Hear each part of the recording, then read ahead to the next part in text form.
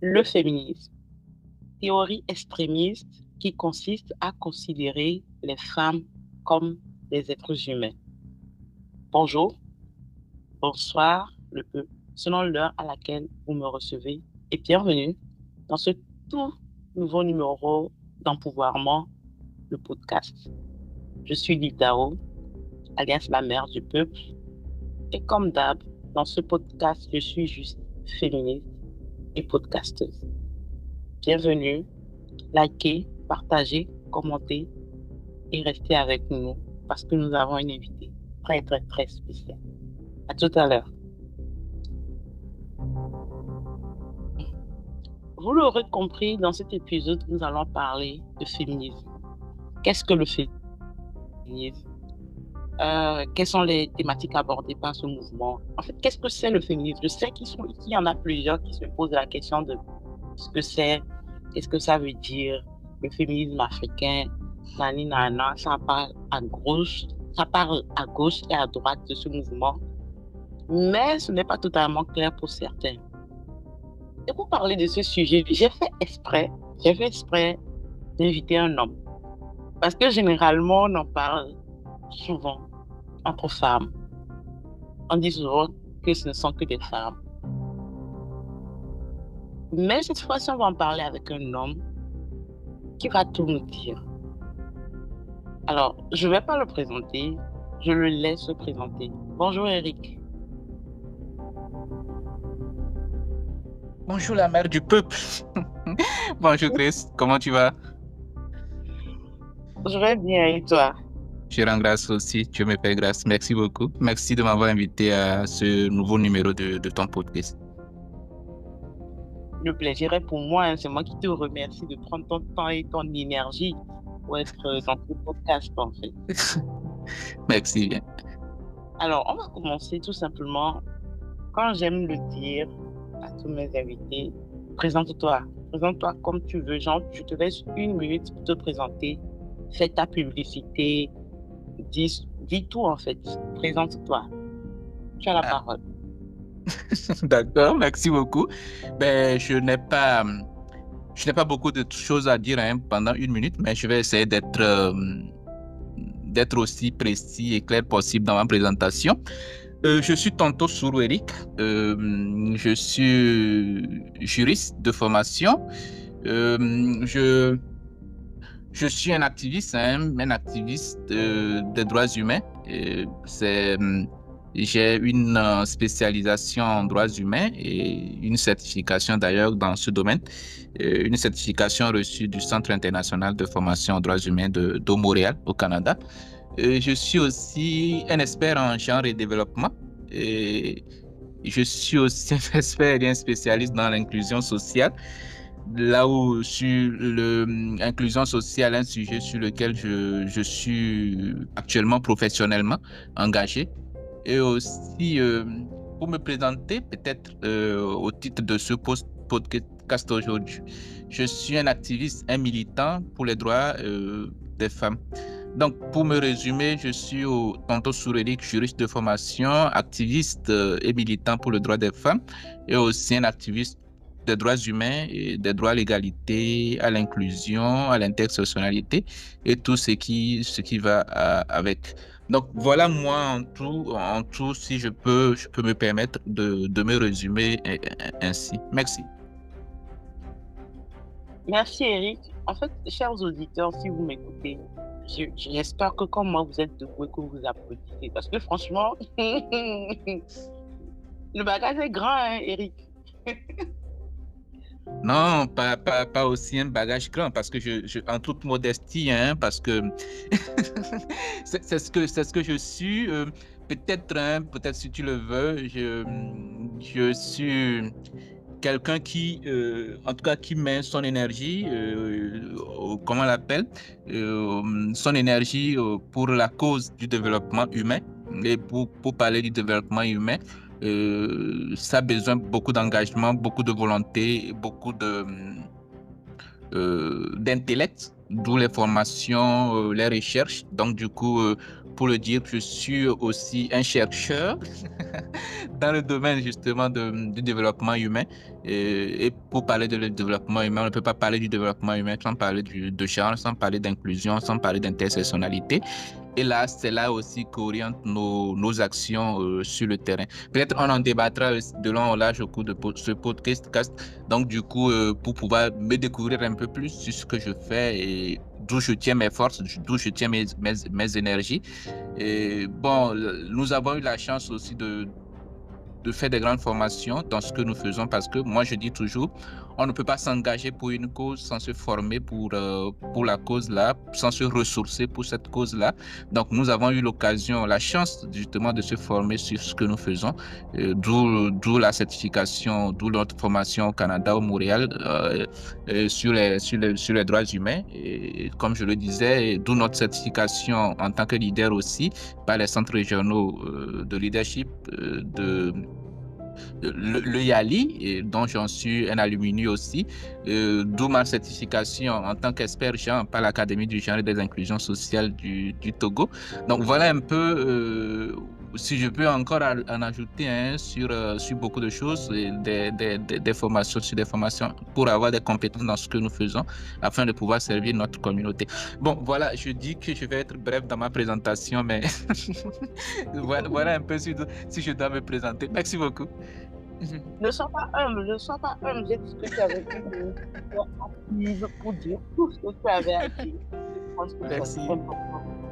C'est important et je crois que les auditeurs comprennent le pourquoi qu'avec toi j'en parle. Non seulement parce que tu es un homme, mais aussi parce que à cause de tout le bagage que tu as aussi sur le sujet. Et en tout cas, merci d'être là et c'est vraiment un plaisir. Alors, moi, je te pose une question directe pour entrer dans le vif du sujet. Es-tu féministe? Ah. Une si grande question et si belle question, une question qui amène à réflexion, amène à un développement, parce que la réponse pourrait être facilement oui ou non. Mais pour moi, je vais essayer parce que... Oui, dis-moi. La réponse, on veut une réponse simple, c'est oui ou non. Ah oui, comme je l'ai dit, la réponse devrait être oui ou non, normalement. Mais pour le oui ou pour le non, c'est argumenté. Malheureusement, hein, tu es avec un juriste. Et comme tu l'as aussi déjà, pour dire, si je dis oui, parce que pourquoi je dis oui, si je dis non, pourquoi je vais dire non. Est-ce que je suis féministe? Il faudrait qu'on sache, on définisse d'abord ce que c'est que le féminisme pour me définir comme féministe, parce que le féminisme déjà c'est quoi?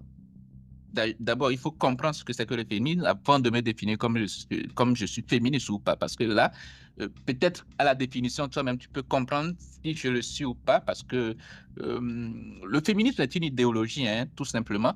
Est une idéologie politique, si on peut le dire, sociale, ou encore culturelle, hein, qui a pour fondement l'égalité de genre, c'est-à-dire l'égalité entre hommes et femmes, c'est-à-dire le principe du féminisme où son fondement, c'est l'égalité entre hommes et femmes. Donc, c'est la base de tous les féminismes, parce qu'on en parlera et peut-être probablement.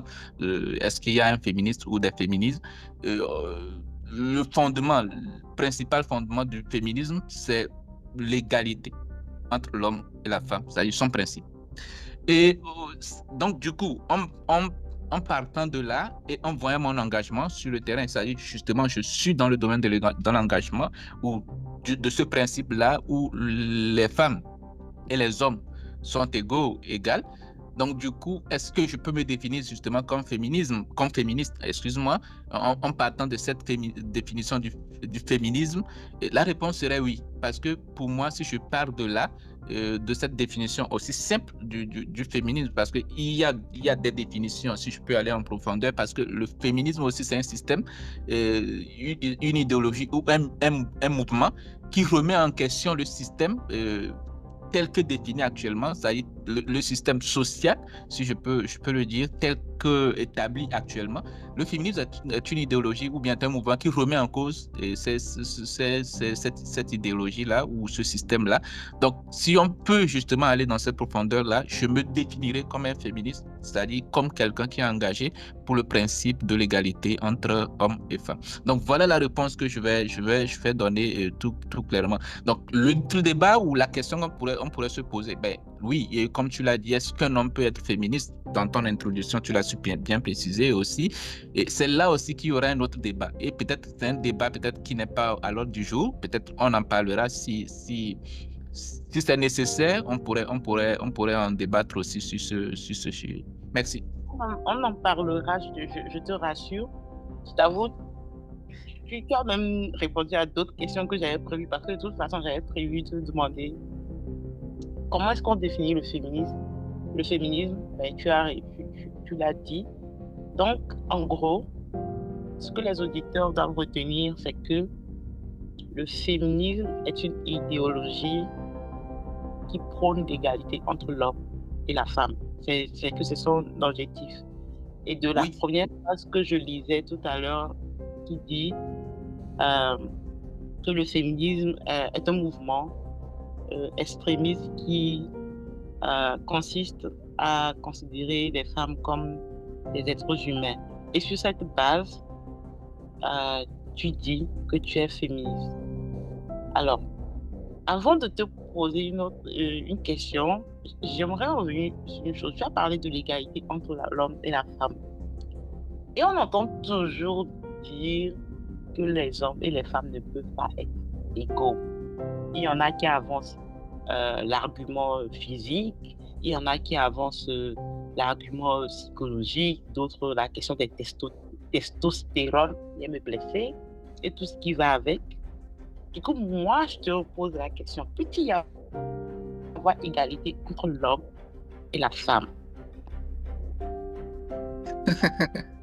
D'accord, merci beaucoup. C'est une question pertinente, une très belle question d'ailleurs, parce que parce que quand on parle d'égalité entre hommes-femmes, cette question revient toujours, ou cette limite à la compréhension de la chose revient toujours, parce que les gens essaient de limiter les choses, c'est-à-dire les gens n'essaient pas d'élargir la question ou bien d'élargir le sujet, et on trouve un raccourci si simple de dire non, que les femmes et les hommes ne peuvent pas être égaux, et parce que oui, on met l'aspect biologique devant, parce que mais ça me fait rire quand on dit ça, parce que même d'ailleurs, je peux peut-être t'étonner ou je peux les étonner, même d'ailleurs les hommes, entre griffes, les hommes, le masculin entre eux, ne sont pas égaux. Ça, si on peut parler de cette façon-là, parce que pour parler de cette façon, quand on parle de la force, les hommes sont plus forts, sont plus robustes, les femmes sont ceci, les gens même vont dans l'autre sens du fait que comment on l'appelle, du physique, à part le physique, hein, de l'émotionnel aussi, où on dit oui, les femmes sont très, très émotives et tout. Bon, ce sont des raccourcis, au fait. Quand on parle d'égalité, en droit et en dignité. C'est-à-dire la base, c'est ça. La base de l'égalité, c'est en droit et en dignité. C'est-à-dire la Déclaration universelle des droits de l'homme dit, c'est-à-dire tous les humains naissent libres et égaux. En toute honnêteté, il n'y a pas une différence de la naissance entre la femme et l'homme. Donc, c'est cette égalité, ou bien ce soubassement de l'égalité que nous promouvons, en fait. C'est-à-dire, dans les principes de la légalité, dans les principes du développement humain, dans les principes de droit à la jouissance des prérogatives que la Convention universelle des droits de l'homme ou la Déclaration universelle des droits de l'homme nous donne, c'est-à-dire il n'y a aucune distinction entre la femme et l'homme en droit et en dignité. En droit, on peut on peut pluraliser cela, c'est-à-dire quel type de droit nous parlons, droit à la dignité, droit à la vie, droit à l'égalité, droit à l'autonomie, droit économique. En tout cas, tous les types de droits civiques et politiques, tout ce qui existe, tous les types de droits à tous les niveaux, les femmes et les hommes sont égaux. C'est-à-dire, il n'y aura pas de débat là-dessus. Donc, réduire le débat ou réduire, comment on l'appelle, cette lutte justement à un raccourci pour dire que non, que les femmes et les hommes ne peuvent pas être égaux parce que l'homme est robuste, l'homme est ceci, l'homme est cela, la femme est ceci, la femme est cela. C'est justement contourner et perpétuer le système tel qu'il existe depuis très longtemps. En tout cas, c'est clair et concis. J'espère que je suis sûre que les auditeurs ont compris. Quand on parle, en fait, je crois qu'aujourd'hui, pour tous ceux qui vont écouter ce podcast, c'est clair. Quand on parle d'égalité homme-femme, il n'est pas question de réduire les débats physiques ou à la force musculaire. C'est une question de droit surtout. Le droit d'être libre, de faire ce qu'on veut, d'avoir la dignité, d'être traité comme un être humain, tout simplement. C'est de cette égalité qu'on parle. Je vais donner peut-être des exemples pour dire le droit d'être éduqué, auquel les filles ont eu accès, les femmes ont eu accès tardivement. Le droit, par exemple, de pouvoir juste créer un compte bancaire. Le droit de dire que je veux faire telle chose au lieu de celle-ci. Je veux travailler, je ne veux pas être une femme au foyer. Ou je veux être une femme au foyer. C'est de tout ça, en fait, qu'on parle en termes d'égalité, que chacun soit libre, en fait, de pouvoir faire ses choix, de pouvoir disposer de son corps et de pouvoir faire ce qu'il veut. Merci, Eric, pour tous ces éclaircissements. Merci bien.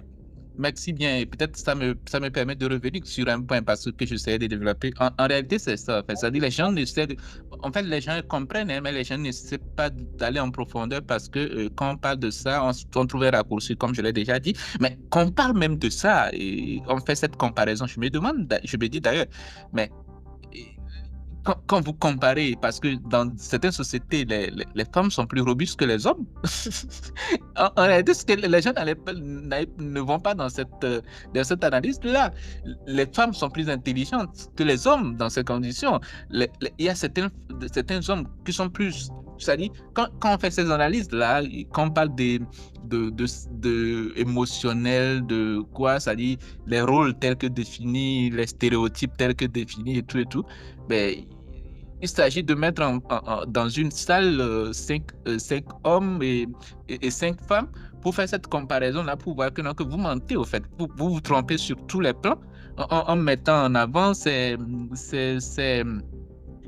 comment on l'appelle, ces stéréotypes-là ou ces préjugés-là, si je peux le dire tout simplement, pour faire cette comparaison aussi absurde, hein, tu m'excuses, hein, c'est une comparaison vraiment absurde parce que ces personnes qui font ces comparaisons, qui se limitent justement à ce débat, ne veulent pas aller loin parce que ne veulent pas découvrir ce que c'est que le combat que mènent les féministes à peut-être pour pouvoir les décourager dans leur dans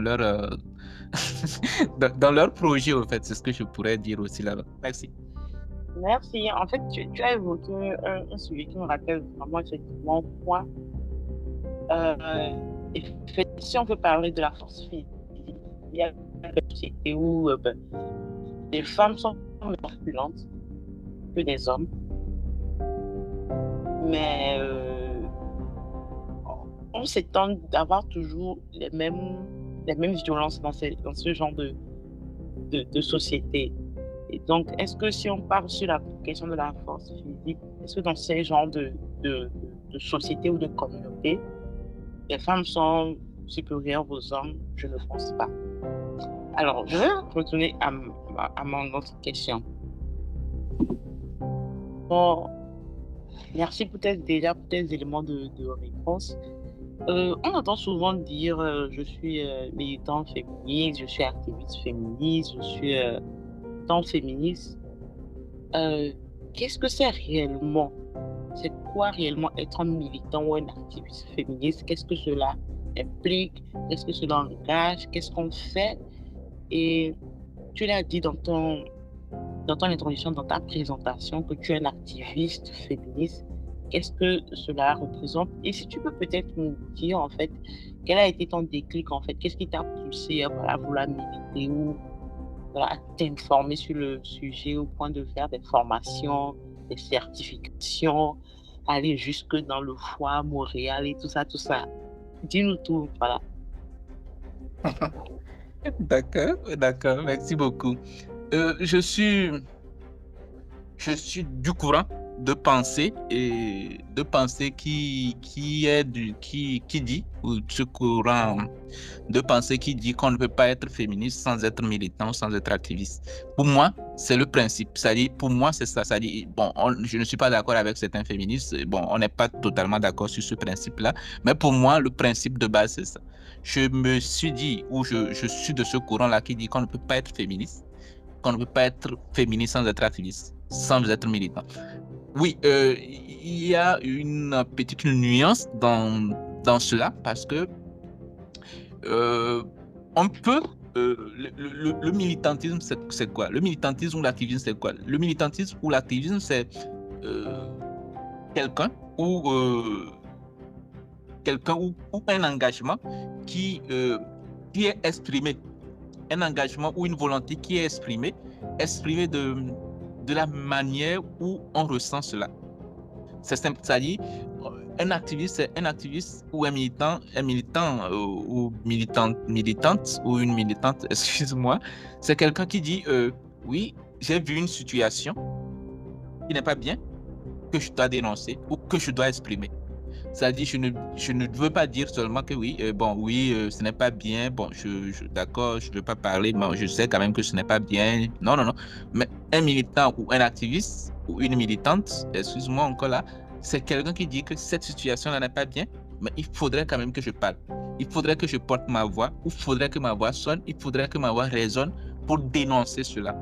Donc, un féministe qui ne dénonce pas, n'est pas un féministe. Pour moi, c'est un peu ça. Ça dit, la base pour moi, c'est ça. Et c'est ce qui me pousse à m'engager, à se dire non, je vois les situations, les injustices que subissent les femmes, je vois les inégalités que subissent les femmes, et je me dis non, que oui, ce n'est pas bien. Je sais que ce n'est pas bien, je suis dans mon coin. Je ne peux pas me définir aujourd'hui ou même me dire aujourd'hui que je suis féministe. Non. Ça dit, le silence perpétue les inégalités. Et c'est ce qui m'a amené justement à me dire non, que je sais que cette situation n'est pas bien, cette situation n'est pas une bonne situation, donc il faudrait que je me lève, il faudrait que je fasse porter ma voix, il faudrait qu'on entende aussi ma voix dans cette situation-là. Donc voilà un peu ce que moi je peux dire sur la question ou bien sur le sujet de militantisme ou de l'activisme, si on peut le dire. Donc il y a plusieurs définitions qu'on peut en trouver de l'activisme ou du militantisme, mais si on revient dans notre sujet, bien dans notre contexte actuel, c'est un peu cela. Mais d'où vient justement ce déclic-là? Qu'est-ce qui m'a justement poussé à m'engager dans ce combat? C'est simple, comme je le dis, quand tu vis dans une communauté, j'évitais depuis longtemps d'utiliser ce mot-là, dans une communauté patriarcale où le système qui gouverne justement cette communauté, c'est le patriarcat, et que il y a cette injustice que subissent tes soeurs, tes frères, tes mères dans cette communauté-là, et qu'en réalité, tu t'es éveillé, tu dis que non, que ça, ce n'est pas bien, mais il faudrait que quelqu'un parle, il faudrait que quelqu'un dénonce cela, il faudrait que quelqu'un dise non, mais ça, maintenant, ça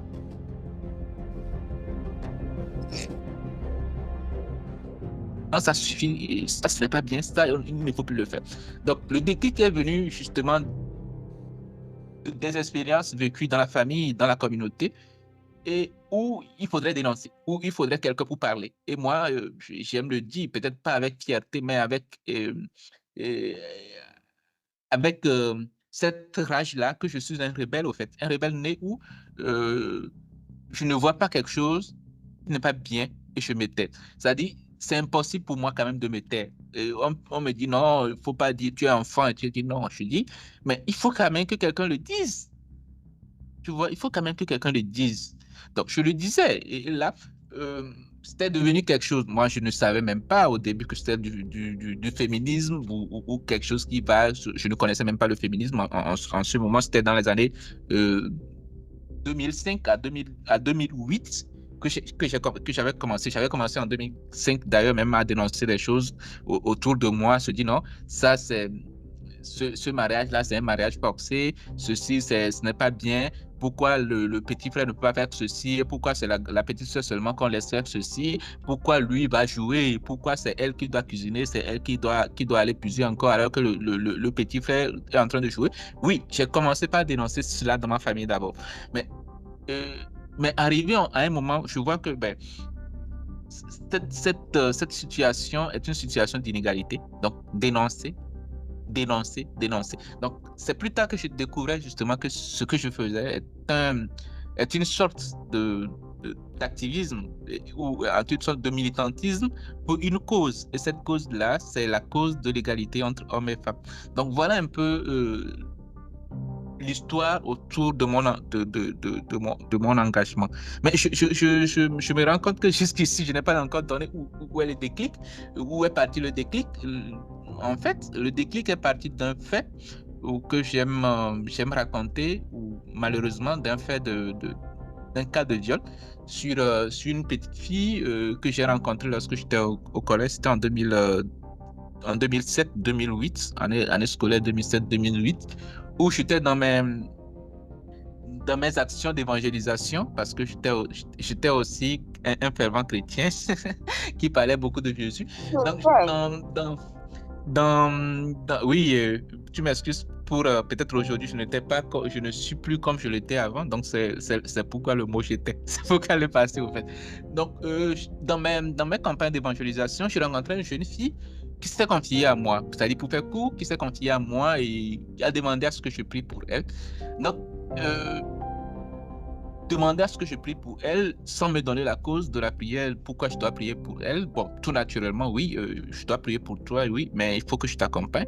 Mais au fur et à mesure que je commençais par l'accompagner dans la prière et on se parlait, je voyais qu'elle avait plus peur que je sois avec elle, seule dans un endroit pour prier. Elle avait plus peur, c'est-à-dire ça le faisait plus. Elle avait plus peur de se trouver dans un endroit seul avec moi. C'est là que j'allais en profondeur poser des questions. Qu'est-ce qu'il y a et qu'est-ce qui se passe en réalité? Parce que moi, je ne comprenais plus rien. Donc, c'est là qu'elle m'a découvert. Elle me disait qu'elle a été violée par un monsieur qui se trouve dans leur quartier. Et bon, c'est quelque chose de famille, quoi, qui se trouve dans leur quartier, dans leur maison, même presque derrière la maison. Parce que dans les villages, là, ce n'est pas la maison, ce n'est pas clôturé. Donc, c'est presque les mêmes maisons. Donc, elle me racontait l'histoire et cette histoire m'a éclairé. Et ce qui m'a plus éclairé, c'est de savoir que cette histoire, quand les parents l'ont appris, c'est qu'il faut régler cela à l'amiable. Ce qui m'a plus éclairé, en fait, régler ce problème à l'amiable, c'est-à-dire c'est une histoire de famille, il ne faut jamais que cette histoire sorte. Merde. Et c'était un choc pour moi que j'apprenne cela, qu'on dise qu'il faut jamais que cette histoire sorte. Là, il faudrait agir, il faudrait parler, il faudrait dénoncer, il faudrait d'abord sensibiliser, il faudrait faire comprendre que non. Il faut prendre en compte aussi le ressenti de la jeune fille, de la petite fille même innocente qui ne savait rien dans tout cela et qui souffre de cela aujourd'hui. Mais si on ne prend pas cela en compte, il y a une grande injustice là. Donc c'est là que ça a commencé mon combat depuis 2008. Et là, j'ai commencé par dénoncer, à écrire pour dénoncer. Et là, j'ai rencontré des gens, au fur et à mesure que j'évoluais, j'ai rencontré des gens qui épousaient la même idéologie que moi parce que, bon, avant, au début, on me croyait comme quelqu'un qui, comme toujours, hein, les gens qui sont plus ou moins, entre griffes, intelligents, qui inventent des choses, qui sont extraterrestres, qui ne comprennent rien de la situation de la communauté, qui sont dans leur monde. C'est comme ça qu'on me prenait en fait. Mais j'ai commencé par avoir des gens qui épousaient ce que je disais, qui comprenaient ce que je disais, et même dans la famille qui comprenaient ce que je disais et qui m'encourageaient justement à parler parce que, comme je l'ai dit, j'étais un peu le seul rebelle qui arrivait à dénoncer, qui arrivait à parler et tout. Donc, ma voix commençait par porter. Et là, j'ai pu comprendre que oui, il faudrait continuer à faire ce que je fais parce que oui, même si près, ça ne résonne pas, si loin, ça résonne énormément. si près ça ne résonne pas, mais si loin ça résonne énormément. Comme Jésus le disait, ou c'est qui le disait déjà dans la Bible, on n'est jamais prophète chez soi, hein, donc chez soi ça va pas vite, mais ça va loin en fait ailleurs. Et j'ai envie de te demander pourquoi est-ce que tu n'es plus très chrétien, très truc, mais bon, on va laisser ce sujet. Non, on va laisser ça, on va en discuter entre nous. D'accord. Tu as parlé d'une chose, tu as parlé du fait que tu es du courant de pensée qui pense que on ne peut pas être féministe sans militant, sans être un militant ou une militante. Et moi, ça me ramène à une question. Tu sais, on dit toujours que d'abord le féminisme, être féministe, c'est avant tout une personnalité, c'est avant tout un choix de vie, c'est avant tout ça fait partie de ton identité, c'est toute une identité. Et donc, être militant, pour moi, c'est mon avis hein, en tant que militante aussi, c'est avant tout, je considère ça comme un appel. Un appel, être pasteur, évangéliste, imam, ou je ne sais pas sur les emplois prêtres, vaudou, je ne sais pas. Mais moi, je vois ça comme un appel. Pour moi, c'est mon avis. Après, tu me diras ce que tu penses. Je suis du courant de pensée qui pense que c'est avant tout une question d'identité. Je suis féministe, c'est mon identité. Je ne suis contre certaines pratiques. Je prône l'égalité. Mais je ne suis pas obligée d'être un militant. Je ne suis pas obligée d'aller. Oui, je peux voir un fait dénoncer. Un fait dénoncer. Il y a une victime dont j'ai connaissance, l'accompagner et tout. Oui. Mais être un militant engagé comme toi et moi on l'est, être auprès des organisations, être sur le terrain, même sur les réseaux sociaux, selon moi, je pense que c'est un appel, c'est un sacerdoce. Parce que toi et moi, connaissons la charge psychologique et mentale qui va avec. Connaissons tout ce que ça représente d'être un militant. Du coup, bon, c'est comme je dis, c'est mon courant de pensée, c'est ma manière de penser. Moi, je suis de ce courant de pensée-là. Et pour toi, il faut être forcément, voilà, euh, militant. Après, tu donneras ton avis sur mon avis, sur ce que je pense. Mais je vais poser aussi une autre question. C'est pour une personne, un auditeur qui nous écoute, de par la définition du féminisme que tu as donnée, se rend compte que, je suis féministe, ou se rend compte qu'il ne l'est pas et il veut l'être, se rend compte que, qu'il a envie d'être militant.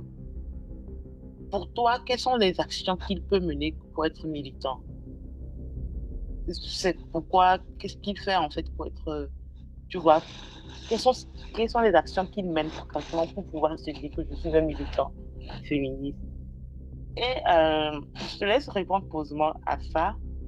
Et je reviens avec une autre question, toujours dans le même sillage. Je préfère que je réponde calmement à celle-ci. D'accord. Merci beaucoup pour cette question. Merci pour cette précision aussi que je trouve claire et précis. Bon, précision que je trouve claire et précis. Et vous m'excuser pour la tautologie. Tu as parfaitement raison. Tu as parfaitement raison de faire cette analogie-là. Mais moi aussi, j'ai ma pensée sur la question parce que je me dis, comme tu l'as dit, le féminisme déjà, comme je l'ai dit, c'est une idéologie politique. Je reviens sur la définition. Une idéologie politique, sociale et culturelle. Je me dis, moi, je vais même dans un autre sens pour dire que le féminisme est une religion. Et ça, j'en assume cela. Oui, oui, le féminisme est une religion. Une religion comporte comme le christianisme, comme le bouddhisme et tout, et qui est notre identité. Et je me dis, on ne peut pas être chrétien, par exemple, si je donne cet exemple, on ne peut pas être chrétien sans je suis chrétien, j'entends souvent aussi ça, je suis croyant, je suis chrétien, mais, on ne peut pas être féministe et avoir un mais. C'est-à-dire qu'on est chrétien, comme le Christ même nous a dit, on ne peut pas être chrétien, on ne peut pas allumer une lampe et la mettre sous. On la met en haut pour que ça éclaire tout le monde. En fait, c'est un peu là, moi, mon idéologie. On ne peut pas être féministe sans exprimer, sans le faire savoir aux gens le combat, la lutte qu'on mène pour cette idéologie-là. Et pour moi, c'est un peu ça. Quand je prends ça dans le sens d'une religion, on ne peut pas être chrétien et se cacher ou être sous l'ombre. Le christianisme nous appelle justement à nous exploser, à éclairer les autres. Et pour éclairer les autres, il faut d'abord être une lumière. En fait, c'est un peu cela. Pour être une lumière ne peut jamais se cacher. Et pour moi, c'est la base. C'est la base, au fait. Donc, et la définition même du féminisme, et tu l'as dit encore, c'est cela. Pour moi, ton raisonnement m'amène à parler des courants féministes. Et justement, bon, je ne les ai pas en tête totalement, mais ce courant-là qui dit, oui, on le fait comme ça, on peut le faire ceci, on peut le faire cela. Moi, je l'appelle du libéralisme féministe. Du libéralisme féministe qui est une entrée entre les mouvements des femmes et les mouvements féministes. C'est-à-dire, le libéralisme féministe, pour moi, je le classe justement entre les mouvements de femmes et les mouvements féministes. C'est ces personnes-là qui disent que oui, oui, mais il faut ceci, il faut cela, il ne faut pas aller très fort, il ne faut pas aller très dur. Alors que le féminisme, déjà, c'est une idéologie. Et tu l'as dit, extrémiste et radical. Extrémiste et radical. Et là, si on ne prend pas cela en compte, si ce questionnement ne se pose pas et si on ne remet pas en cause les questions patriarcales, si on ne les dénonce pas, moi je ne vois pas en quoi on est aussi un activiste, on est aussi militante, on est aussi féministe. Bon, comme je le dis encore, c'est moi. C'est moi, au fait. Ça n'engage que moi. Et là, je n'ouvre pas un débat là-dessus. Et ça n'engage que moi. J'en prends toute la responsabilité là-dessus. Et c'est aussi simple. C'est aussi. Non, ça va finir sur moi. Tu dis? Je dis, n'ouvrons pas le débat là-dessus parce que ça risque de finir un débat centré juste sur ça, quoi. Donc voilà. Oui, c'est justement un peu ce que je vais dire. Donc du coup, pour être féministe, c'est-à-dire pour revenir à l'autre question, c'est-à-dire pour moi, pour être féministe, c'est déjà comprendre que être féministe, c'est épouser une idéologie, c'est porter un habit, c'est porter une identité, c'est exprimer cette identité-là. C'est-à-dire, on porte l'identité, on exprime cette identité-là. Et c'est simple que cela. On porte une identité et on l'exprime. On ne s'arrête pas seulement à porter l'identité, mais il faut exprimer cette identité. Et c'est pour moi, c'est un peu ça. Il y a beaucoup de personnes que moi je vois et qui, justement, dans les discours, tu vas dire oui, et toi là, tu parles bien, oui, tu es d'accord, tu serais d'accord avec la personne. Mais la personne n'arrive pas à exprimer, n'arrive pas à dire que lui, ça suffit cette situation. Moi, je me dis non, ben, quand tu n'arrives pas, je l'ai dit et je le répète encore, le silence est une oppression. C'est-à-dire celui qui est silencieux devant une oppression, est même responsable que l'oppresseur, au fait. C'est-à-dire, moi, je ne fais pas une différence là-dessus. Quand tu vois une oppression et tu es silencieux devant cette oppression-là, tu n'es pas différent de l'oppresseur. Donc, tout simplement, c'est ça. Donc, pour moi, c'est voir une situation et dénoncer cette situation-là, cette situation d'inégalité. Et pour moi, c'est la base. Tu veux être féministe, tu veux t'engager dans la lutte féministe, c'est oui. Tu devrais déjà comprendre que ta lutte serait une lutte pour l'égalité entre hommes et femmes. Et tu ne devrais pas dire oui, mais les femmes, mais les hommes, non. Il n'y aura pas ce mais, il n'y aura pas ce débat-là. Donc, comprendre que oui, quand on est féministe, il n'y a pas de mais. Quand on est féministe, il n'y a pas cependant. Quand on est féministe, il n'y a pas pourtant. Non. C'est-à-dire, il faut déjà enlever ça dans sa tête. Le féminisme, c'est de dire justement que le principe universel ou bien la définition de base du féminisme, c'est l'égalité entre les hommes et la femme. Donc voilà un peu ce que je peux dire en répondant à ces questions. Ok, d'accord. Il faut d'abord accepter, pour être en unité, il faut d'abord accepter le principe de l'égalité entre l'homme et la femme et être prêt à dénoncer. Alors du coup, on dénonce comment déjà? Et aussi, j'aimerais te demander comment on dénonce parce que J'en profite pour parler un peu de mon parcours de féministe. J'en profite. Je sais que c'est ton devoir, mais je te raconte un peu comment moi je suis arrivée à la chose. Je crois que comme la plupart, je ne savais pas que je pensais que le féminisme, je ne savais pas que c'était ça. Et moi, je me rappelle au lycée. Tu sais, j'ai toujours été bavarde un peu, tu vois, et tout. Et je me rappelle au lycée, je crois que j'ai écrit une histoire à propos sur le sujet, même sur mon blog. En seconde, j'avais une camarade qui était tombée enceinte. Elle est tombée enceinte et je crois qu'on était en fin d'année. Et on est revenu l'année qui a suivi, donc en première. Et elle avait accouché pendant les vacances, hein. Mais tu sais, les profs viennent en classe, ça parle toujours des filles, ça parle toujours des filles qui se laissent aller, qui couchent quoi, elles tombent enceintes. J'ai remarqué qu'on avait des camarades qui se sont éloignés d'elle et tout ça. Et moi, en tant qu'enfant de proviseur, toi-même tu connais, tu es enfant de proviseur, enfant d'enseignant. Même si mon papa n'était pas proviseur dans l'école en question, tu vois ça, tous les professeurs te pointent du doigt, tous les professeurs te connaissent. Donc, on me faisait toujours un peu ce reproche d'être tout le temps avec elle, parce que c'était ma pote en fait. Et j'étais même dans le même pour qu'elle. Et au même moment, ce qui m'avait fait exploser à l'époque, même si je ne l'ai pas dit, j'y repensais aujourd'hui, c'est que en seconde, tu sais, au lycée de Toko, c'était un grand lycée. On avait de grands effectifs par classe. Oui. Et donc, pendant les moments des examens et des devoirs, il y avait des étudiants qui venaient aider les enseignants à faire la surveillance. Oui. Et en seconde, il y avait eu un étudiant qui était venu et apparemment, il avait couché avec plusieurs filles, dont 2 filles de notre classe.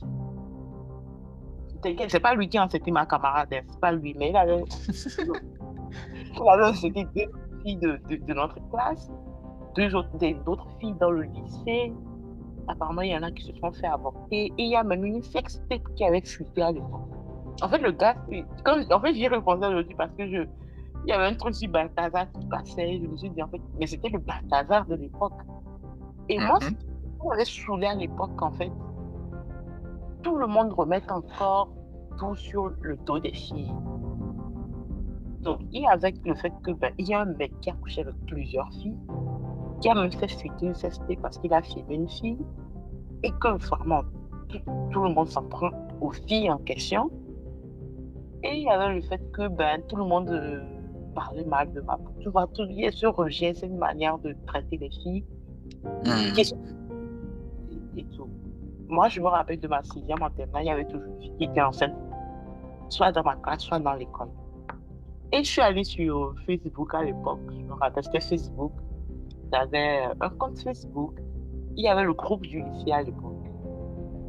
Et sur Facebook, hein, et moi j'ai fait un petit truc sur Facebook, j'ai dit, je sais plus ce que je n'ai pas entièrement, mais j'ai dit, pourquoi est-ce qu'on s'en prend aux filles qui sont enceintes et on ne s'en prend pas au père de l'enfant? Elle n'a pas fait l'enfant toute seule en fait. Je te dis cette publication, ça m'a valu, ça s'est retrouvé dans le groupe Facebook du lycée, ça m'a valu une vague de c'est-à-dire que c'était mon premier harcèlement en ligne. C'était chaud. Dans l'école. Les enseignants me retombent dessus et tout. Je me rappelle à l'époque, mon papa a supprimé mon compte Facebook. On m'a retiré mon téléphone. C'était en première, non, c'était chaud sur moi. Donc, c'était moi ma première action, sans me rendre compte que c'était du... Donc, moi, j'ai toujours été comme ça. C'était ma première action, sans me rendre compte que c'était du militantisme, du féminisme ou quoi que ce soit. Et avant que je n'arrive, disons, à la fac, que je continue. Je fais cela parce que il y a quelques jours, il y a un Suspect 95 qui a fait une sortie qui parlait des féministes uniques sur Twitter. Et tu as dit qu'il faut dénoncer. Comment est-ce qu'on dénonce? Est-ce que les militants sur les réseaux sociaux, si ça compte? En fait, j'ai dit tout ça pour venir à la fin. Est-ce que on peut militer aussi au travers des réseaux sociaux? Est-ce que dénoncer sur les réseaux sociaux, fait partie aussi du militantisme.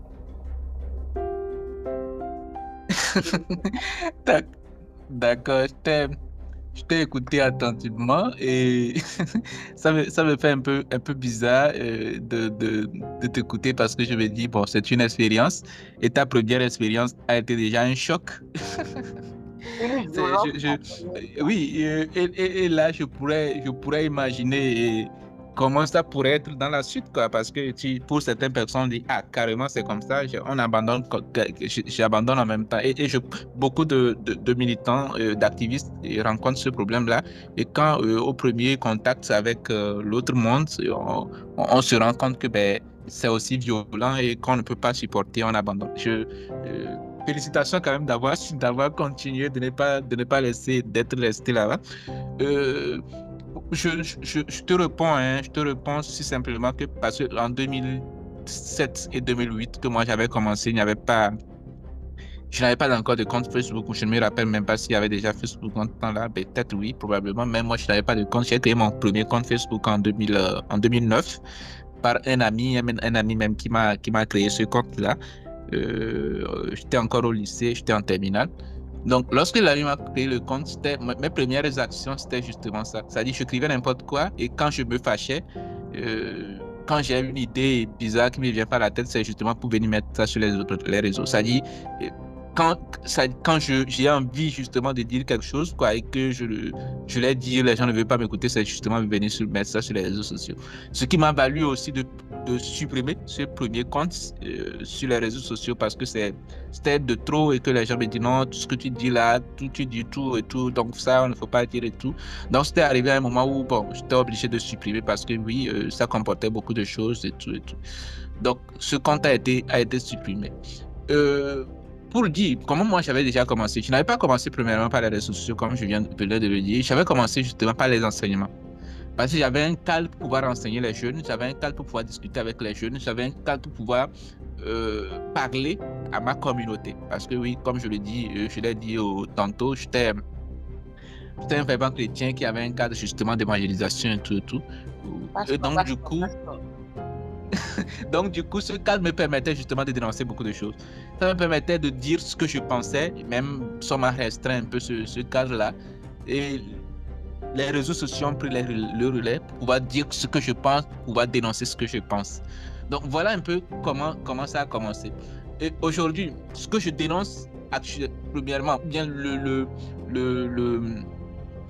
cadre ou l'outil que j'utilise justement. Les réseaux sociaux est un outil, c'est pour répondre à ta question, pour revenir vers là directement, est un outil de l'activisme.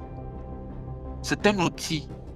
Donc oui, utiliser les réseaux sociaux pour dénoncer, c'est être activiste, c'est dénoncer. Parce que comme je l'ai dit, les gens ne comprennent pas l'impact que ça a, au fait, que cela a. Si vous comprenez quand même que l'impact que les réseaux sociaux ont, on ne peut pas dire que non, que les activistes des réseaux sociaux sont des activistes des réseaux sociaux qui ne font rien sur le terrain. Non. Il y a des activistes, on pourrait encore en arriver à pouvoir classifier et classer, où certaines personnes, leur limite justement, c'est de dénoncer. Certaines personnes, c'est d'agir, c'est-à-dire il y a d'autres qui dénoncent, il y a d'autres qui agissent, qui sont sur le terrain pour agir. Il y a d'autres, c'est-à-dire qui, leur action, c'est de professionnaliser cela, c'est-à-dire travailler, créer des organisations féministes, et ils travaillent justement, sont sur le terrain, ils travaillent justement pour que les choses changent. Oui, pour d'autres personnes, c'est là. Mais il y a pour d'autres personnes qui sont qui alertent sur la situation, c'est-à-dire qui réveillent la conscience sur la situation. Et ces gens d'activistes, souvent, on les trouve sur les réseaux sociaux parce que leur travail aussi, c'est ça. Et ils ne sont pas moins, ou bien, excuse-moi, elles ne sont pas moins activistes, ou bien elles ne sont pas moins féministes que les autres qui agissent, ou les autres qui ont des organisations, ou les autres qui travaillent dans des organisations qui agissent. Elles ne sont pas moins que ces gens-là. Donc, chacun à son niveau, chacun a son action, chacun, ça dit, je ne veux pas dire, je n'aime pas le fait de complémentarité, je ne veux pas dire ce mot-là, mais ça se passe au fait.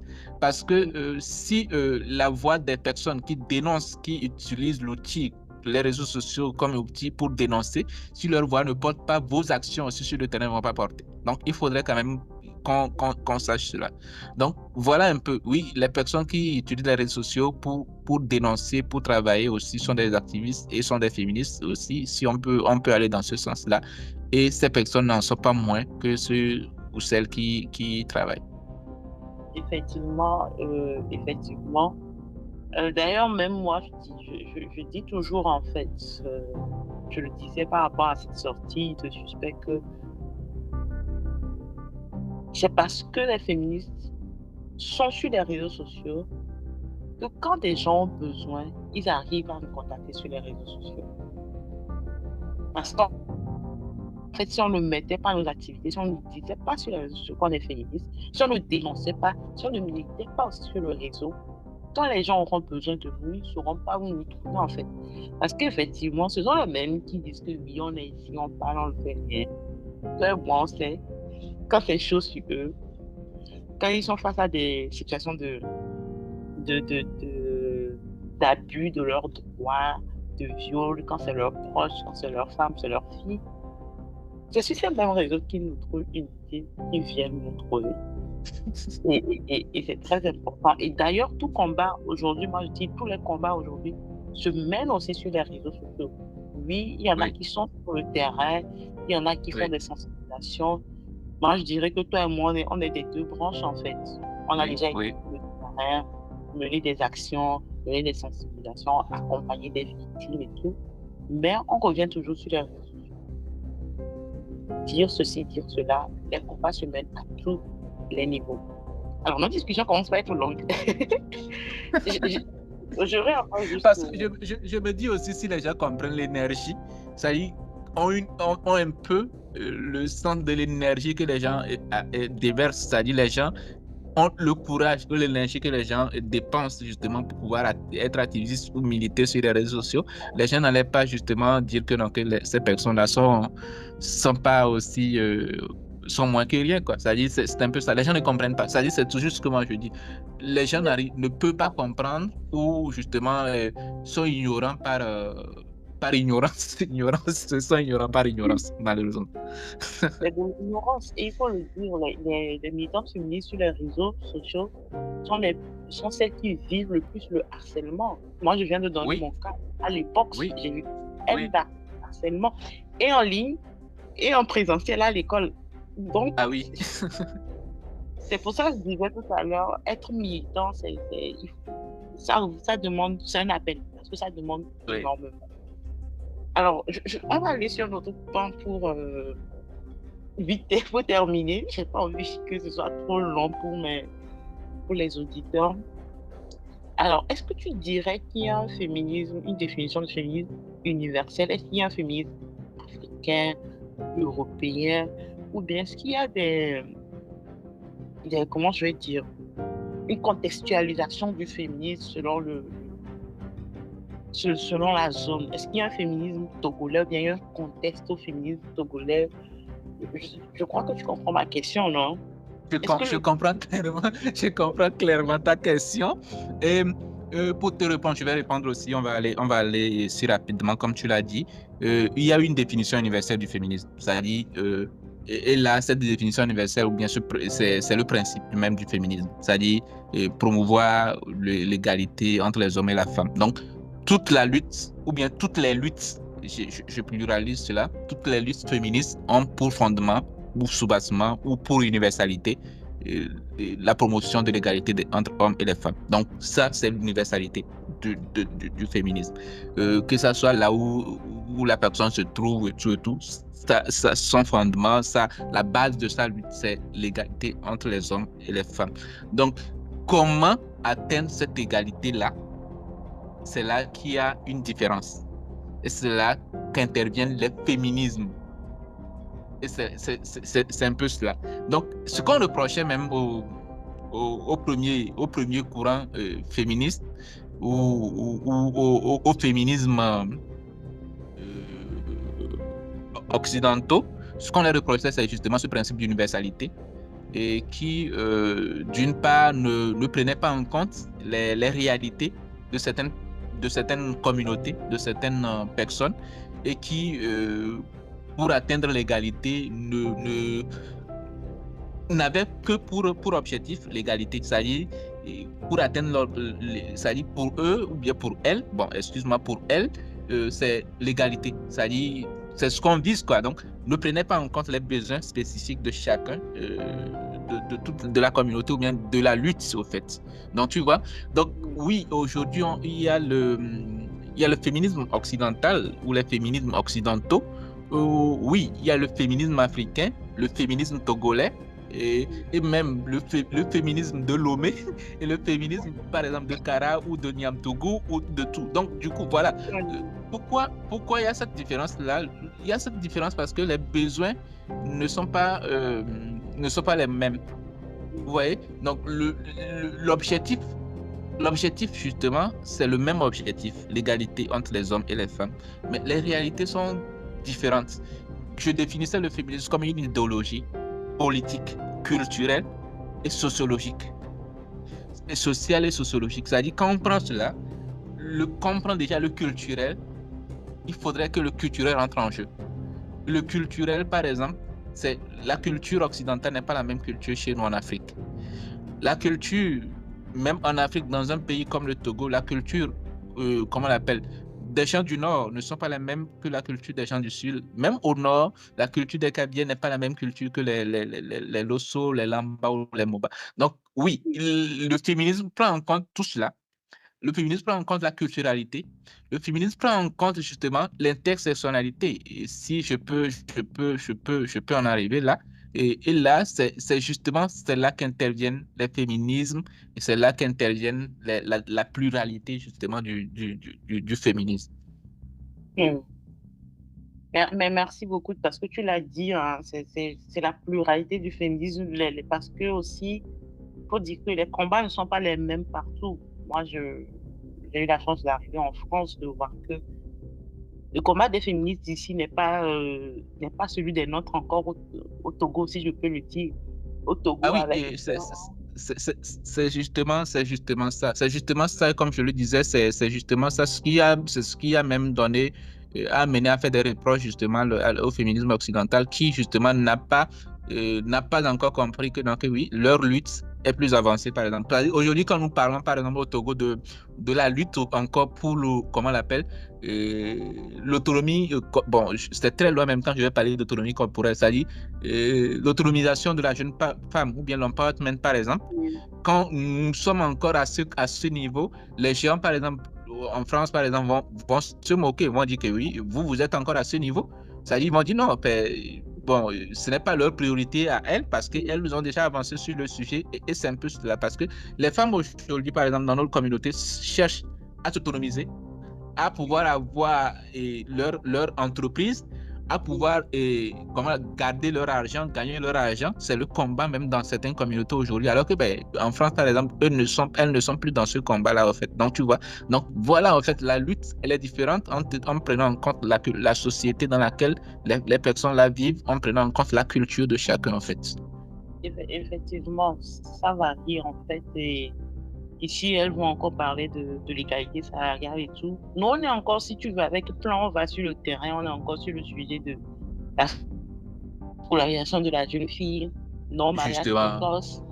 Voilà. On va encore aller dans le code des personnes de la famille du Togo, parler du fait que la femme n'a pas besoin de la permission de son mari pour, comment ils appellent ça, l'allocation familiale et tout ça. Familiale. Donc, on est encore à des stades, selon la société, le stade, le combat est à un autre niveau, mais on retient principalement que le but, c'est d'atteindre une égalité homme-femme. Égalité, voilà. Peut-être une dernière ou une avant-dernière question.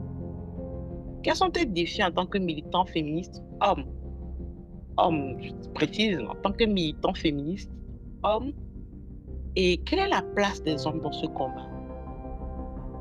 D'accord. Merci beaucoup. La place des hommes, elle est bien définie. Hein. Les hommes sont la plupart des oppresseurs. C'est-à-dire, s'il faut dire, les hommes sont les gardiens du patriarcat. Parce que quand on a créé le système, quand on a fondé le système, il faudrait les gens pour garder ce système-là, il faudrait les gens pour nourrir ce système-là, il faudrait les gens pour perpétuer ce système-là. Donc, ce sont les hommes qu'on a mis justement qui en sont les principaux gardiens. Bien sûr, il y en a les femmes qui en tiennent aussi la garde, mais la plupart de ces personnes-là qui en tiennent la garde, ce sont les hommes. Donc, euh, pour moi, peut-être là, ce que je disais dès le début, on peut mener beaucoup de débats sur le fait que les hommes, est-ce que les hommes peuvent être féministes ou pas, ou non.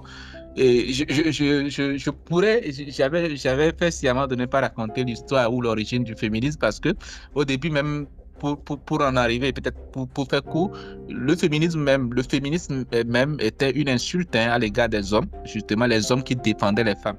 C'est-à-dire si on en arrive à faire une historicité du féminisme au XVIIIe siècle, c'est-à-dire quand on disait c'est une insulte, quoi. C'est-à-dire on appelle féministe un homme qui se bat pour les femmes et surtout les femmes adultères où il faudrait les défendre et tout. Donc, on les appelle, en les insultant, qu'ils sont des féministes. C'est-à-dire, c'est un peu cela. Donc, aujourd'hui, les hommes ont une grande place dans la lutte parce que, pour moi, je le dis, malheureusement, et c'est déplorable, euh, j'ai eu cette facilité-là de me faire écouter parce que toi et moi, si nous sommes dans un milieu, par exemple, les hommes sont plus attentifs à ce que je dis qu'à ce que tu vas dire. Et là, pour moi, je me dis, si cela peut permettre de gagner la lutte, pourquoi pas? Pourquoi pas ne pas associer les hommes? Si, c'est quand même déplorable, hein, je le répète encore, ce n'est pas une bonne chose qu'on est encore à ce niveau. Mais pour moi, je me dis, si cela peut permettre de débloquer quelque chose, pourquoi pas ne pas le faire? Donc, pour moi, c'est, tu m'excuses, hein, les hommes sont des outils de la lutte. Les hommes sont malheureusement des outils de la lutte. Et là, on pourrait, on pourrait se servir justement pour atteindre l'objectif, pour atteindre cet objectif-là qui est l'égalité entre les hommes et les femmes. Parce que si on n'implique pas les hommes, si on exclut les hommes, la lutte ne peut pas aboutir. Parce que, je le dis parce que c'est rejeter une grande partie, parce que la responsabilité, la grande partie qui porte cette responsabilité-là de l'oppression de ce que nous sommes aujourd'hui, de le système dans lequel nous sommes aujourd'hui, ce sont les hommes.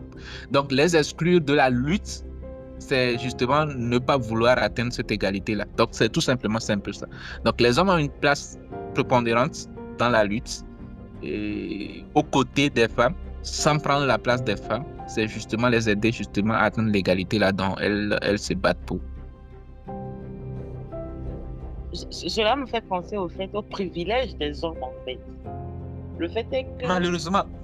Malheureusement, dans n'importe quel système, moi je le dis, et c'est ce qui est déplorable, et je suis d'accord avec les personnes qui ne sont pas aussi d'accord. Comme je le dis, je suis d'accord avec ces personnes qui ne sont pas d'accord de voir les hommes dans le milieu féministe parce que oui, quand les hommes là viennent aussi dans ce milieu-là, ils ont toujours ce privilège-là. Quel que soit le système dans lequel les hommes se trouvent, quand ce soit dans le système patriarcal, ils ont ce privilège-là. Quand ils reviennent aussi dans l'autre côté, on se dit, oui, je veux lutter justement pour l'égalité. Ce privilège-là aussi, c'est ce que je dis, j'ai donné cet exemple. Quand toi et moi, par exemple, on se trouvera dans un milieu où je dois justement défendre ou dire quelque chose, ben, on préfère m'écouter. Même les femmes, hein, c'est-à-dire mes femmes préfèrent m'écouter. Les hommes préfèrent m'écouter que de t'écouter, au fait. Tu vois? Donc, quel qu'en soit le côté où se trouve, ce privilège est là. Donc, c'est à toi de voir en tant qu'activiste, en tant que féministe, en tant que la personne qui se définit comme telle, de rétablir la vérité, de trouver ta place et de mener la lutte sans justement oppresser encore les personnes pour lesquelles tu te bats.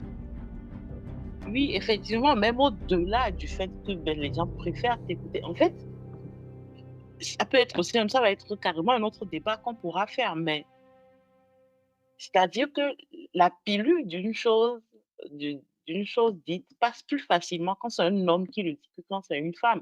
Il n'y a qu'à voir sur les réseaux Malheureusement. sociaux même, en fait. Une femme va dire quelque chose, ça va passer pour...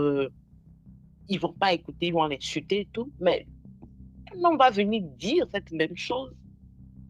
Oui, on va l'applaudir, on va le féliciter et tout. Parce que, ben, comme le dirait quelqu'un, les gens ont juste horreur des femmes, c'est tout. Bref, Voilà. c'est un autre débat. C'est pour ça que c'est important aussi d'avoir des hommes à côté. Parce que oui, même si c'est vrai que ils font de l'ombre, ils font de l'ombre, mais ils sont facilement écoutés. Euh, Ils ont cette facilité aussi d'atteindre toutes les cibles. Et comme tu le disais, le code Napoléon, à l'époque, euh, demandait à ce que les femmes qui étaient adultères soient punies, soient emprisonnées, même voire tuées. Et il y avait, alors que les hommes n'avaient aucun problème, eux, ils pouvaient être adultères en toute liberté. Justement. Et c'est comme Justement. ça que les hommes se sont dit non, ça c'est de l'inégalité. Et c'est de là qu'est né le mot féministe, parce que de base, c'est une insulte. C'est une injure Oui. pour dire que. En fait, c'est un peu pour être traité de femmelette, en fait. Ouais, voilà. Des femmes et tout. Et finalement, c'est devenu un peu comme le mot négritude, un mot qu'on s'est approprié et qui a porté. L'appropriation. Justement. Justement. Alors, Justement. je pense qu'on va s'arrêter là. Peut-être qu'on fera un autre épisode sur le sujet. Alors, il y a une dernière chose que j'aimerais te demander. Mais avant ça, j'aimerais te demander de te dire, de nous donner ton mot de fin. Et si tu as un message particulier à passer aux gens, aux auditeurs qui nous D'accord. écoutent. D'accord. Merci. Est-ce que j'ai un mot de fin? Je crois que mes mots, peut-être le mot que j'aurais, je l'aurais déjà dit. Mais ce que moi je pourrais ajouter, c'est tu es féministe, ne dors pas. Ça dit, je me demande, parce que je vais encore le répéter, hein, parce que je ne sais pas pourquoi tu vas dire que tu es féministe ou que tu dors. Donc, si tu es féministe, tu te sens, ou bien dans tout ce qu'on vient de dire, tu te retrouves dans cette lutte-là, dans ce combat-là, et que tu dors encore, ce qui veut dire que tu as encore beaucoup de choses à faire. Donc, réveille-toi et bats-toi, et réveille-toi et fais ce que tu peux faire pour pouvoir changer la situation. Ça, c'est l'autre chose, c'est que je vais encore le redire, hein, c'est pour ces personnes-là qui ne comprennent pas le féminisme, pour ces personnes-là qui veulent rester dans leur ignorance, parce que pour moi, il faudrait documenter, c'est-à-dire se documenter sur la chose, parce que je le redis encore, pour connaître, la connaissance, c'est la documentation. Les gens ont déjà travaillé sur les sujets. C'est un système, c'est une idéologie, c'est un mouvement qui existe très longtemps, depuis des siècles. Et si tu veux comprendre ce que c'est, il faut aller chercher. C'est-à-dire, il faut aller chercher et peut-être ne pas chercher dans le sens de pouvoir dire oui, j'ai compris. Non. Peut-être tu peux aller chercher dans le sens où je vais apporter mes critiques aussi sur ce qui a été développé. Moi, c'est comme ça que moi j'apprends. Si je veux apprendre quelque chose, c'est justement, je vais dans le sens d'apporter mes critiques sur cette idée-là. Et là, j'envoie les limites de cette idée et j'envoie les limites aussi de mes idées. Et là, c'est comme ça qu'on apprend. Donc, pour moi, c'est dans le sens que si tu sois féministe ou pas, il faut te documenter. Et l'autre, que les féministes aujourd'hui, peut-être, je leur tire chapeau, hein, parce que elles font beaucoup. Elles font beaucoup justement pour faire comprendre que, en fait, les gens ont tort de radicaliser, les gens ont tort de donner des idées au féminisme qui ne sont pas vraies. Et les féministes essaient justement de raisonner, de donner la vraie définition, de donner les vrais objectifs, mais les gens ne veulent pas toujours comprendre. Mais je les tire chapeau parce qu'elles essaient quand même, malgré tout, d'être présentes, d'être là, de sensibiliser, d'éduquer. Pour moi, j'ai abandonné ce combat-là depuis, d'éduquer encore, parce que je me dis non, ça n'en vaut pas la peine, parce que si les gens veulent comprendre, les gens vont comprendre facilement, parce que c'est aussi simple que cela. Mais si les gens ne veulent pas comprendre, c'est qu'elles ne veulent pas comprendre. Mais j'ai un petit chapeau quand même à ces personnes-là qui sont encore là pour pouvoir travailler, pour pouvoir éduquer, pour pouvoir sensibiliser sur la cause. Je doute que tu as abandonné le côté éducation, parce que sinon tu ne serais pas là. Le but de ce podcast, surtout, c'est d'éduquer les gens sur le féminisme. Donc, je pense que tu es dans le combat. Oui, je suis dans le combat. Peut-être, est-ce que tu m'as encore vu? Peut-être si on peut revenir. Tu m'as encore vu faire des posts d'éducation, de sensibilisation, d'alimentation. Parce que pour moi, c'est plus que bon, peut-être tu fais tout ça là, les gens vont venir liker, commenter, mais après tout, bon, poser des questions aussi bêtes qu'on peut, Oui. qu'on peut poser, revenir encore sur leur idée, parce que les gens ne veulent pas comprendre, les gens ne veulent pas ouvrir l'esprit et tout et tout. Bon, pour moi, ce n'est pas la peine. Mais voilà, nous avons trouvé quand même des moyens pour pouvoir dire ce que nous pensons, sensibiliser, éduquer. Et bon, en espérant quand même que les gens qui vont écouter ce podcast-là vont essayer de retenir quelque chose. Et nous, on est là quand même pour répondre à des questions pertinentes, à des questions qui vont faire évoluer le combat et la lutte. Merci. Merci beaucoup, Eric. Et comme Eric l'a dit, il est là pour répondre à des questions. Donc, n'hésitez pas à mettre vos questions, vos commentaires, vos avis dans les commentaires, tout simplement. Alors, Eric, nous arrivons à la fin de ce podcast, de cet épisode. J'aimerais Tu sais, j'ai décidé de faire une chose, d'instaurer Ouais, une dis-moi, tradition. dis-moi. C'est de te laisser le privilège de donner un titre à ce podcast. Quel titre ou quel nom tu voudrais donner à cet épisode? J'aimerais qu'on a principalement parlé de féminisme, mais s'il y a un titre ou une phrase, pour toi, quel serait le titre de cet épisode que nous allons enregistrer? Je te laisse le D'accord. privilège Est-ce de que, nommer est-ce que, qu'est-ce que tu dis? Je te laisse le privilège de nommer cet épisode, quoi. Euh, d'accord. Ben, est-ce que euh, peut-être, je sais pas qu'est-ce que je pourrais donner, hein, mais j'en ai déjà. La première des choses qui m'était venue en esprit, c'est mon parcours féministe. Mais est-ce que c'est mon parcours féministe que je suis venu raconter ici, ou bien c'est mon parcours féministe qu'on a raconté toi et moi? C'est-à-dire, est-ce que tu as parlé de mon parcours féministe? Est-ce que j'ai parlé de mon parcours féministe? Est-ce que c'est ça? Sinon, c'est la première des choses qui m'est venue en esprit. Peut-être l'autre chose aussi, c'est ben, est-ce que l'activisme et le féminisme, peut-être on pourrait aussi en trouver un lien dans tout ce que nous venons de dire ici tout à l'heure. On a abordé beaucoup de choses, mais est-ce que je peux donner un titre? Euh, Est-ce que tu peux en trouver? Je crois que je vais te revenir, je vais te céder ce privilège-là, justement, de pouvoir choisir. C'est ta responsabilité. C'est une chose que tout invité de nommer ce podcast. Moi, je sais que je voulais parler féminisme, d'aller autour de tout ce qui est en lien avec le féminisme, mais je te laisse trouver l'intitulé du podcast. Qu'est-ce que tu veux dire? Parlons féminisme, nomme ce podcast comme tu le sens. D'accord. Tu peux mettre comme titre, oui, parlons féministe, c'est bon. On y va avec. OK. Parlons féminisme. Féministe. Mhm. J'aime bien. Alors, merci beaucoup pour ce moment d'échange. Merci, Grace. C'est vraiment un plaisir. Et je sais qu'on va très vite se retrouver pour un nouvel épisode. Plaisir Alors, partagé. Merci beaucoup. je vais conclure tout simplement. Chers auditeurs, merci d'avoir été là jusqu'à cet instant précis de cet épisode. Merci de m'avoir écouté, de nous avoir écouté, d'avoir prêté oreille attentive.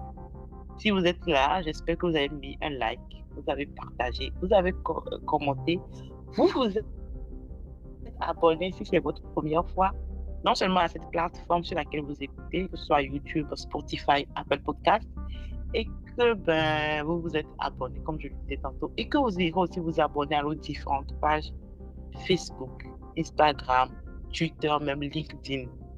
Empouvoirment le podcast, c'est simple, vous allez nous retrouver. C'est la fin de cet épisode. Parlons féminisme. Nous avons défini le féminisme pour vous faire un petit résumé, qui est une idéologie qui a juste pour but de promouvoir l'égalité entre l'homme et la femme. Et nous avons parlé du fait que le militantisme en tant que féministe, c'est de dénoncer, c'est de mener des actions sur le terrain et qu'on peut être surtout féministe sur les réseaux sociaux, militer au travers des réseaux sociaux. Nous avons aussi parlé du fait que les hommes aussi ont leur place dans le combat, qu'il y a des hommes féministes et que c'est très important qu'ils soient là parce que d'abord, c'est eux qui sont les garants du patriarcat. Patriarcat qui sera potentiellement notre sujet de podcast et que nous avons besoin d'eux parce qu'ils sont écoutés.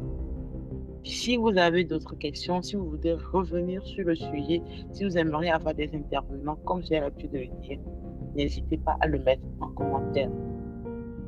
Félicitations, j'ai appris ceci, j'ai appris cela. Ça nous aidera énormément. Et comme l'a dit Eric, ne restez pas braqués.